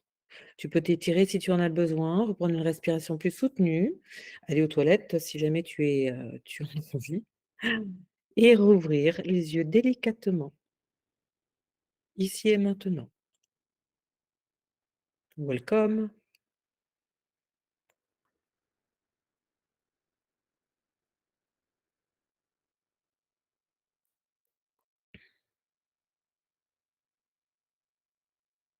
Alors, comment ça va? Comment ça va? Comme si, comme si, comme si, comme ça. Alors, si ça va ou si vous l'avez bien vécu et qu'il n'y a pas eu de cas particulier, vous me faites un signe comme ça, par exemple. Ou avec la petite main là en bas, hein, un petit truc là. Comme ça, je le vois. Super, génial. Alors, il y a une file d'attente de Marie Duteuil, Brittany, Anne-Marie, pardon. Il y en a qui sont, voilà, participants ont levé la main. Super, OK, génial. Qui a rencontré des difficultés et aurait besoin d'échanger sur le sujet? Je suis toute oui à la discussion. Dites-moi. Est-ce que c'est les écueils, hein, du collectif, hein? Quand on est en groupe, forcément, je ne peux pas personnaliser plus que ça puisque je n'ai pas les réponses en live de la personne. Donc c'est moins interactif, on est bien d'accord. Donc si quelqu'un a rencontré des difficultés, c'est important qu'on puisse échanger et ça sera certainement très instructif pour les autres. Moi, j'ai rencontré des difficultés. Alors, je sais pas si je peux parler ou s'il y a d'autres qui veulent parler. Non, dis-moi Audrey, qu'est-ce que tu as rencontré comme difficulté? Euh, alors, rencontrer justement mon enfant intérieur, puisque j'ai fait j'ai confondu en fait mon enfant intérieur avec mon bébé que je viens d'avoir. Et du coup, c'était très, j'arrivais pas à dissocier. Tu vois ce que je veux dire? C'est OK. Est-ce que tu as pu quand même échanger, dialoguer avec, ce bébé, quel qu'il soit? Que ce soit une transposition de ton bébé, mais en fait, ça parle de ton bébé intérieur? Alors, ben non, du coup, j'ai un peu lutté pour faire disparaître Axel, donc c'est mon fils, de Ouais, ma pensée, parce que je ne voulais pas avoir à discuter avec lui parce que c'est mon histoire et c'est pas la sienne. tout à fait. Donc voilà, donc j'ai vraiment voulu appeler mon enfant intérieur qui est arrivé, mais c'était assez bloqué. Voilà, donc je pense que je suis pas rentrée, je pense qu'après je suis pas rentrée aussi Alors, qu'est-ce qui correctement dans était la bloqué? séance. Ouais, dis-moi Audrey, qu'est-ce qui était bloqué? C'est intéressant. Non, ton témoignage est hyper important. Qu'est-ce qui était Ben, en bloqué fait, avec le bébé quand il est arrivé? euh, attends, tu peux répéter s'il te plaît, excuse-moi, j'ai pas entendu. Qu'est-ce qui était bloqué avec ce bébé quand il est enfin apparu? Et ben moi en fait, c'est moi qui bloquais. Enfin, Oui, lui, c'est-à-dire? lui, il était muet. Tu vois, il était muet et c'est moi qui analysais trop en fait. J'étais trop dans l'analyse de ce qui. Je pense que c'est la déformation professionnelle. J'étais trop dans l'analyse de pourquoi mon bébé est arrivé, pourquoi je ne voulais pas que ce soit mon bébé et pourquoi je voulais que ce soit vraiment mon enfant intérieur qui arrive. Oui, Et mais du coup, c'est je suis ça ton restée un enfant peu. intérieur. Il est bienvenu, hein, ton enfant intérieur, il n'y a pas l'ombre d'un doute là-dessus. En revanche, moi, ce qui m'intéresse là par rapport à ton témoignage, c'est qui a bloqué? Donc j'entends que c'est toi. Oui, un peu lui aussi. Mais qu'est-ce qui a bloqué chez toi, justement? Est-ce que tu pourrais développer un tout petit peu plus ça? Comment tu l'as vécu, toi, Ouais, intérieurement? je pense que enfin, parce que l'enfant qui est apparu, j'avais à peu près 4-5 ans. C'était moi, mais à 4-5 ans. Oui. Une petite fille, enfin, vraiment mon portrait craché. Et je pense que c'est quelque chose que je n'ai pas encore envie d'aller gratter, tu vois. Alors là, Je l'idée, pense que c'était pas de gratter ça, c'était juste de dialoguer avec. Alors après, un bébé de 4 ans, on est bien d'accord, ne sait pas forcément parler, mais il peut te parler télépathiquement. Qu'est-ce qui a fait que tu n'as pas voulu discuter avec et entendre ce dont il avait besoin surtout? je pense Parler, que j'avais ouais. peur du côté émotionnel, tu vois, que ça me mette dans un côté émotionnel un peu trop fort que je peux pas gérer en ce moment. Ah d'accord, très bien, je comprends. OK. Donc tu as la réponse. Ouais. Tu as la réponse. C'est-à-dire que si tu es pas capable de le gérer aujourd'hui, c'est normal que tu es bloqué, hein. C'est juste, une évidence, hein, je veux dire, une logique implacable. Hem, heu Ça veut dire que, il y a quand même en attente ton enfant qui est une petite fille de 4 ans, qui a vraiment besoin de toi. Donc l'idée, c'est de pouvoir peut-être y retourner ou d'être accompagné par un collègue ou une collègue qui te refasse la séance tranquillou à un moment donné où c'est OK pour toi, mais Ouais. cette fois-ci où tu te fais accompagner, toi, hein, la cliente, par ton guide. Pour que ce que tu es capable de pas de gérer ou pas de donner à ce bébé, à cette petite fille de 4 ans ou à ce bébé de 4 ans, que ton guide puisse lui transmettre parce qu'elle est quand même en attente. Il va pas falloir la faire attendre trop longtemps quand même. D'accord. Et ça va t'aider au quotidien, surtout par rapport à l'état dans lequel tu es. Donc si toi, en tant qu'adulte, tu n'arrives pas à transmettre ces ressources-là, bah, dans ce cas-là, dès le début de la séance, tu fais venir un mentor, heu, une représentation d'une aide pour toi. Je ne sais pas si tu es croyante ou pas, ou ton guide, hein, peu importe sous quelle forme il va apparaître, ton guide. Mais en tout cas, cette présence qui va, suppléer ce que tu ne peux pas transmettre et qui va en même temps te donner des ressources à toi au passage. D'accord. Là, tu en as besoin en ce moment, toi, et pas que ton enfant intérieur, c'est les 2. Ouais, je vois ce que tu OK? veux dire. Ok. Donc ça veut dire que tu refasses la séance, mais accompagné par quelqu'un en plus qui a ouais, qui était là ce soir, pourquoi pas, ça pourrait être chouette, avec qui tu te sens en confiance pour, refaire tranquillou, cette séance, mais cette fois-ci avec toutes les ressources dont toi tu as besoin, l'adulte qui en a besoin, pour que l'adulte et ton guide puissent apporter à cet enfant intérieur, hein, ce dont elle a besoin et ça va te stabiliser. Ok. OK? Parce que sinon, vu l'état dans lequel tu es, tu pourras pas forcément accompagner des personnes qui vont être en résonance de la même manière que toi, par rapport à ce Ouais. que tu vis toi aujourd'hui, voilà. D'accord. Donc donc après, voir avec, la personne qui t'accompagne, hein, en supervision ou en thérapie, ce qui a besoin d'être, libéré, vu, traité pour, Ouais. sortir de cet état émotionnel dans lequel tu es aujourd'hui, quelle que soit la raison, hein, enfin je veux dire, voilà. Mmh. Mais Ok. merci en tout cas, merci d'avoir témoigné parce que c'est voilà, c'est un cas de figure hyper important, auquel vous pouvez être confrontés en accompagnement. Alors évidemment, quand vous le faites en individuel, il y a une interaction avec votre client. Donc là, que je n'ai pas pu avoir avec Audrey, hein, ou sinon je l'aurais accompagné différemment. Mais que vous pourrez avoir et vous aurez les informations, et pas avoir ce constat en fin de séance évidemment. En tout Mmh. cas, merci beaucoup. Mais je t'en prie Audrey. Est-ce que quelqu'un d'autre a rencontré une difficulté ou un cas Oui, il y a particulier? Anne-Marie Dutel, Brittany et Stéphane pour OK, moi. très bien. Et ben, alors qui commence? Allez, Anne-Marie. Oui. Alors moi, je me posais une question en fait, tu sais quand tu es, dans l'étape où tu dis à la personne, tout ce qu'elle va vivre, Ah oui, tu lui dis, tu tout dis ce à que ton tu vas vivre, une maison, des enfants, un que les travail et choses cetera. positives. Voilà, que les Voilà, choses positives. OK. Là, je me pose la question parce que justement, beaucoup de personnes ont des galères de vie et à ce moment-là, est-ce qu'il n'y a pas quelque chose qui peut se passer justement de résistance parce qu'elle sait ce qu'elle a vécu? Alors non, parce que l'adulte bienveillant qu'il est, c'est-à-dire toi, Mmh. tu vas dire Mmh. que les choses positives à l'enfant. Parce qu'il y a OK. forcément des choses positives dans ta vie, quand bien même, admettons, tu traverses une Mmh mauvaise mh. période OK. dans ta vie, il s'est passé des choses positives, donc tu vas parler que de ces choses positives. D'accord, donc il faut bien Et avoir préciser. travaillé en amont. Non, juste le préciser, à ce moment-là. Tu as pas besoin d'avoir travaillé en amont OK. puisque là, Mmh. là, bon, toi, tu es déjà thérapeute, mais quelqu'un qui vient te voir, il aura pas encore travaillé sur lui, donc ou sur elle et c'est OK. C'est juste que Mmh dans mh. sa vie, il y a forcément au moins une chose positive. OK. Mmh mh. Parce que si elle peut te parler de choses négatives, elle peut te parler de choses positives. Mhm. Mais ce que je veux dire, en tant que thérapeute, il faut faire attention parce que, par exemple, si tu lui dis tout ce que tu vas vivre et que tu lui parles des enfants, et imaginons qu'elle a perdu des enfants ou ce genre Évidemment, de tu choses. adaptes. Alors, on est bien d'accord, tu adaptes en fonction de l'anamnèse. C'est pour ça qu'on fait cette séance après l'anamnèse. Donc, tu as déjà tous les éléments clés ou les sujets sensibles à éviter. On est d'accord.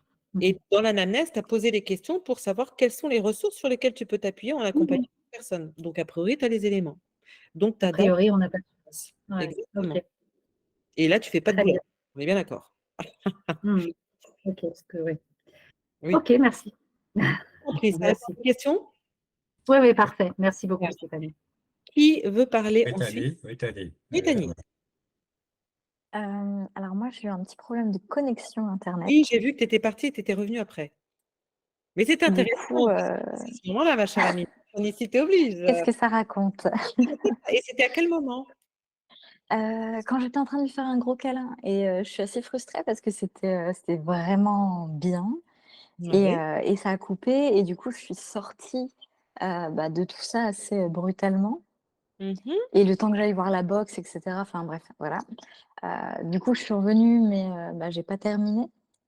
Mhm. Donc je sais pas ce que tu me conseilles. Est-ce que je reprends, je revisionne la vidéo et je reprends à 0? Alors, Ouais, 2 possibilités. Soit tu réécoutes la vidéo et tu le fais par toi-même, soit tu trouves un collègue ou une collègue sympa qui te le fait. Ça pourrait être sympa aussi. Mais c'est intéressant dans la synchronicité que ce soit une coupure au moment où il y a un câlin. Il y a une coupure de lien. Je sais pas si ça fait des échos dans ta vie. Je te demande pas de répondre, hein, je te dis juste d'y réfléchir. je vais, je je vais y penser. Non, tout va Ouais. bien. Tic, il y a une coupure de lien ou une coupure de lien, quand il y a voilà. Mmh. Et j'ai une deuxième question. Ouais. Enfin, mmh, mon enfin, j'ai vu un petit garçon. Ah!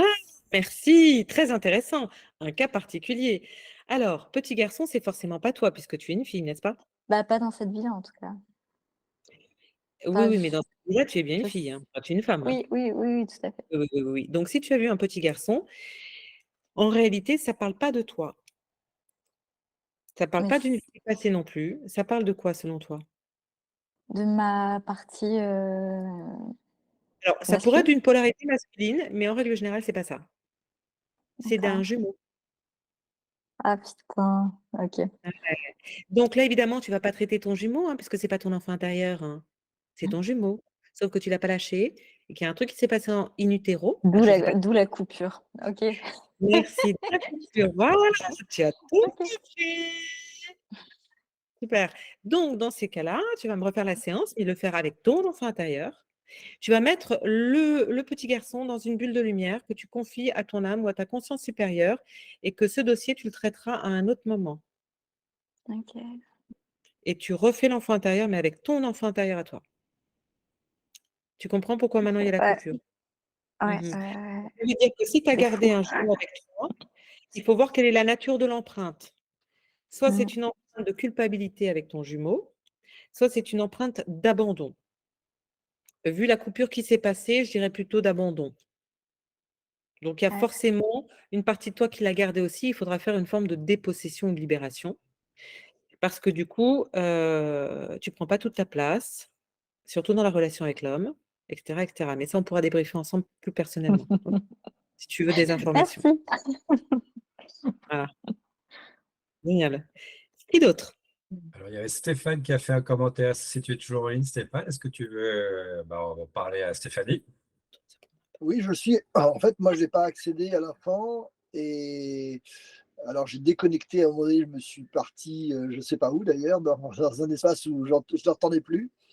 Et quand je Ouais. suis revenu, tu avais avancé un petit peu et j'ai cherché à appeler l'enfant intérieur qui n'est toujours pas revenu. Et puis, du coup, le process a avancé et tout le long, j'ai essayé de le rappeler, mais voilà, il n'y a pas d'enfant Alors, qui c'est venait. très intéressant, mon cher Stéphane. Pas d'enfant qui venait. J'ai jamais C'est été enfant, il y peut-être. a tous les cas particuliers géniaux là. Enfin, franchement, vous êtes un super patchwork de tout ce qui peut se passer de différent et de pas fluide, justement. Donc, ton enfant intérieur, malgré tes appels, n'est pas venu, c'est ça? Non, Voilà. Et toi, par contre, tu t'es bien barré, je sais pas où. c'est ça. C'est ça. Et d'ailleurs, tu as Par deux fois. Par deux fois, je suis deux parti et fois, waouh! Alors, ça peut signifier plusieurs choses. Je ne serai pas catégorique, hein, moi je te donne juste des hypothèses et puis tu verras si ça fait des échos ou des résonances par rapport à ta vie. Première hypothèse, tu ne veux pas le rencontrer. Système de protection. Ça pourrait, pourquoi pas. Voilà, donc pourquoi tu ne veux pas le rencontrer? C'est qu'il représente peut-être quelque chose qui est douloureux, certainement, hein. Donc la peur de souffrir en reconnectant avec cette partie de toi, et donc c'est un gardien intérieur qui t'a empêché d'y aller. Sauf que non seulement il n'est pas venu, mais toi tu t'es carrément barré ailleurs. Autrement dit là, je dirais qu'il y a comme qui dirait une petite fuite ou un évitement. Mhm. Au-delà d'un refus d'y aller, il y a carrément une fuite De et l'adulte vers et je vais ailleurs. Ouais. Et je vais ailleurs et moi, tu vois, le truc que ça m'évoque comme ça, mais encore une fois, hein, je peux complètement me planter, je te dis juste intuitivement ce qui vient, c'est qu'est-ce qui fait que tu vas ailleurs et est-ce que tu as pas des petits problèmes d'incarnation ou de présence par moment? De présence, si, il y a parfois, je trouve pas le sens de ma vie ou je suis pas, Ah voilà, bah, pas cherche pas plus loin. positionné où il faut, ouais. Voilà, voilà et je pense que c'est en lien avec ton enfant intérieur. Bon, donc il faut que j'aille le chercher plus avant alors. Bah, Pas ça va être important quand même de refaire la séance avec Mmh. quelqu'un qui t'accompagne, hein, pas celle qu'on a enregistrée là, hein, parce que là, je pense qu'il va falloir vraiment une interaction plus personnelle, vraiment, pour te sécuriser d'y aller. Mais ça montre qu'il y a un potentiellement, hein, j'ai bien potentiellement, je prends les pincettes qui vont avec, hein, parce que je suis pas là pour faire de la thérapie, mais ça évoque potentiellement un problème d'incarnation, de difficulté à être présent dans ta vie incarnée, d'y trouver du sens, ce que tu viens de me confirmer par ailleurs, hein. Mmh. Et que du coup, en n'y trouvant pas du sens, bah, c'est plus facile pour toi de te barrer et surtout de ne pas aller voir ce qu'il faut aller voir et qui pourrait fâcher et qui fait que justement tu as pas envie d'y rester sur terre Mmh. parce que c'est douloureux. C'est une hypothèse, OK. OK? Voilà, Merci. mais je t'en prie. Il y avait qui d'autre ensuite? Élodie. Élodie. Moi à nouveau, bonjour. Je me suis rendu compte que parfois j'ai été associée à mon enfant intérieur et que je jonglais un peu de l'un à l'autre. Notamment, par exemple, au moment où le moi adulte donnait plein de ressources, c'était hyper overwhelming pour l'enfant. Et automatiquement, mon esprit a fait plein de petites bouteilles de toutes les ressources et je les ai mis plein de petites bouteilles à l'intérieur de moi et après l'enfant les a fait circuler. Mais je me suis rendu compte qu'il y avait quand même un ping-pong d'associations. J'étais pas tout le temps l'adulte, quoi. Alors, dis-moi exactement comment tu l'as vécu? J'ai pas compris le système des petites bouteilles. Tu peux me développer un peu le truc là? Bah, je disais que t'envoyais toutes les ressources à l'enfant et que ça le remplissait entièrement son petit cœur et tout son corps. Ouais. Je sais pas, ça semblait pas OK. Et donc, du coup, j'ai fait une bouteille de sécurité, une bouteille de. Tu l'as rempli avec ça? Plein de petites bouteilles, parce que 100% c'était trop. Donc, c'était plein de petites bouteilles à l'intérieur du corps. Et puis après, l'enfant a ouvert les bouteilles et a fait circuler. OK. Voilà. Après, il se sentait comment ton enfant intérieur? À part à ce moment-là, un peu, c'était un peu le truc: «Oh là là, c'est trop, je suis pas forcément hyper, OK, c'est trop de choses». OK, Mais après, il a fait son micmac et il s'en est arrangé, quoi. OK et il était bien ensuite? Ouais, ouais, à fond, à jouer, à faire 1 000 000 d'aventures, Génial. Il avait plutôt la voilà. patate, il était content, heureux, léger, tout va bien. Ouais, Bah, il a fait ce qu'il avait envie de faire en fait, hein, il l'a fait à sa sauce. ouais, Peut-être qu'effectivement, c'était trop d'un seul coup. Après, comme c'est un miroir de toi, je te dirais, est-ce que ça n'a pas été trop d'un seul coup pour toi à un moment donné? potentiellement, oui, oui, oui, trop d'amour, trop de trucs, Mmh. besoin de Ça respirer, t'a hein. ça Ouais. t'a touché? En tant enfin, le protocole, oui, énormément. Oui, oui, non, mais l'adulte que tu es, qui a vécu l'expérience là, est-ce que tu as été touché par ton enfant intérieur? J'ai l'impression que oui, hein? Ouais, ouais, ouais. Ouais. Bah, peut-être qu'à ce moment-là, tu vois, ça a touché des choses en toi. Ou Mmh. ça t'a ému à un niveau peut-être, d'un seul coup beaucoup, beaucoup, beaucoup aussi, hein. Je sais pas, hein, c'est une possibilité de lecture, mais a priori, ton enfant intérieur, il a fait sa sauce et c'était OK pour lui, hein. Mmh. C'est peut-être une projection ou un miroir de comment toi tu l'as vécu et comment, tu l'as ressenti par rapport à elle, hein, cette petite fille, hein. Elle avait quel âge? Mmh. Moi, j'ai pas d'enfants, du coup, j'ai du mal à savoir les âges des enfants. Non, mais là, elle avait quel âge? À la louche, hein? Intuitivement, tu dirais combien? Mais je sais pas, hein. Enfin, impossible de dire quel âge pour moi un enfant a, vu que j'ai pas de point de repère d'âge d'enfant. Alors, dans ce cas, ce que je t'invite à ferme les yeux 2 petites secondes là, si c'est OK pour toi, et tu vas juste demander à ta conscience supérieure là, quel âge avait cette petite fille? Et tu laisses venir un chiffre spontanément. Ouais, 5 ans. Voilà, tu as la réponse. C'est aussi basique que ça, hein. Et je te confirme, c'est l'info que j'avais reçue, à peu près ça, je dirais 5-6 ans max. OK. Super. Merci.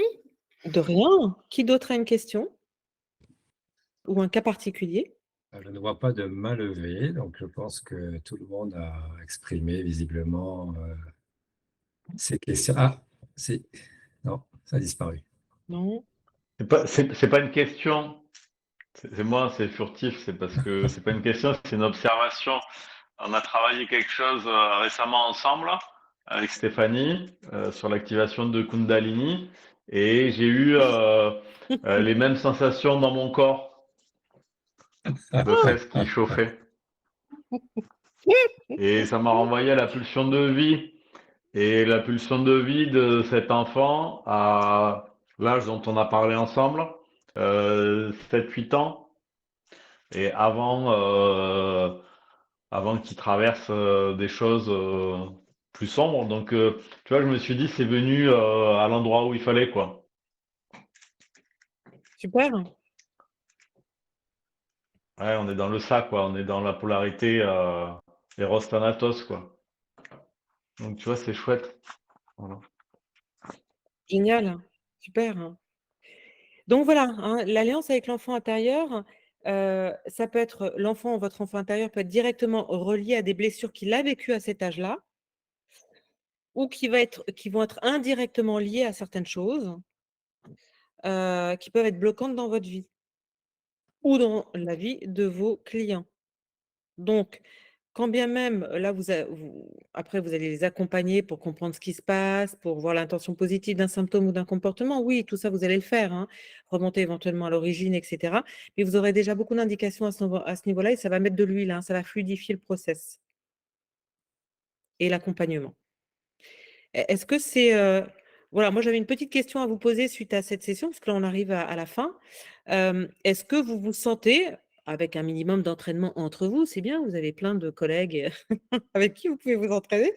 Est-ce que vous vous sentez, de le mettre en place ou est-ce que ça vous interpelle ou est-ce que, bon non, c'est certainement pas, je le ferai pas ou non, j'ai bien envie de l'intégrer, de m'entraîner un petit peu pour, justement, l'appliquer en accompagnement, suite à l'anamnèse? Ça serait quoi vos feedbacks là-dessus, suite à cette expérience? Tu as plutôt Moi, je des sais réactions pas. positives Ah, un peu pardon. tout le monde. Alors, vous pouvez parler, hein, Tu vois les petites icônes qui se déroulent sur ton écran, Steph? Oui, oui, oui, donc c'est plutôt Ah, oui, c'est ça? plutôt oui, voilà. Excusez-moi, je calibre, hein, auditivement et visuellement. OK. Est-ce qu'il y a d'autres questions avant de se quitter?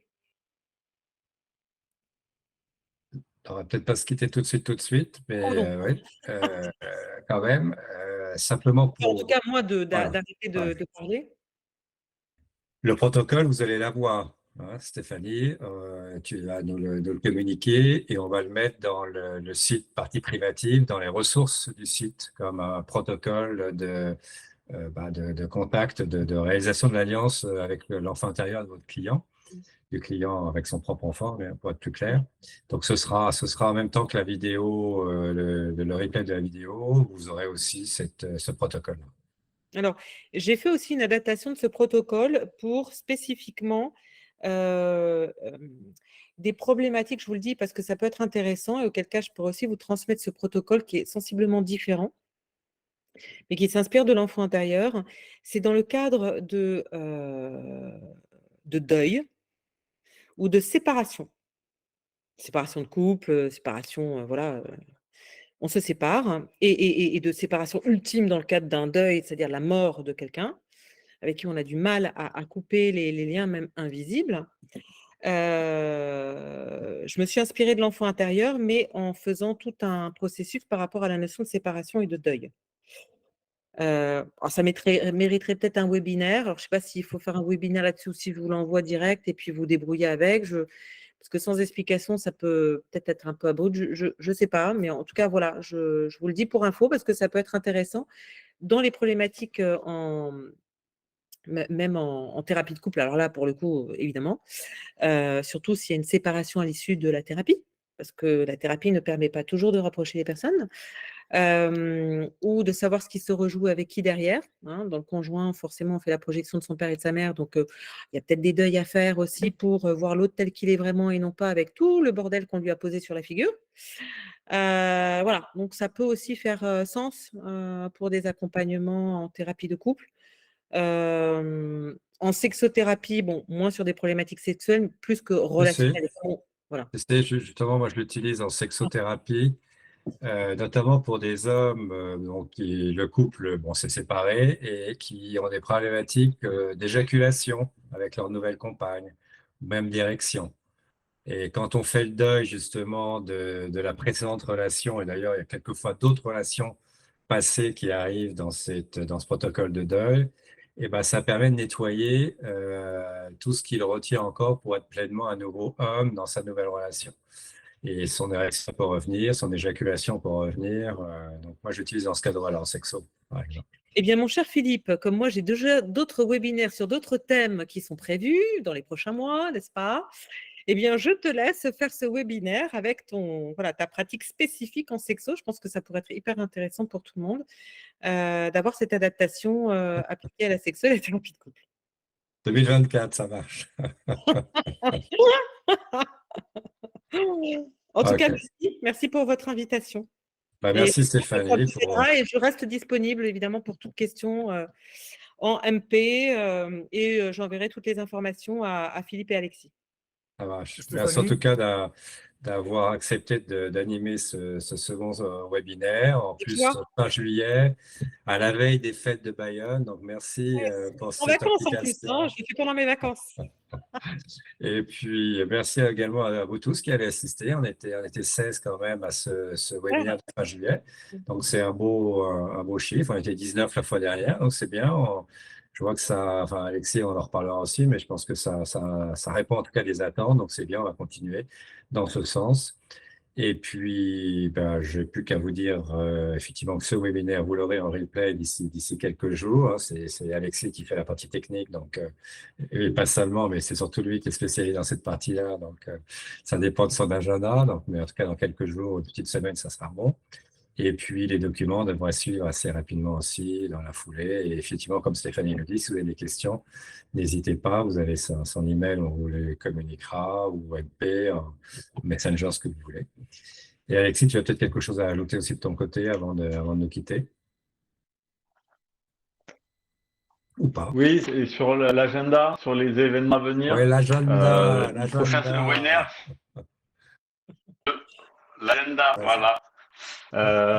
Prochain webinaire de l'association sur la cybersexualité, 26 septembre.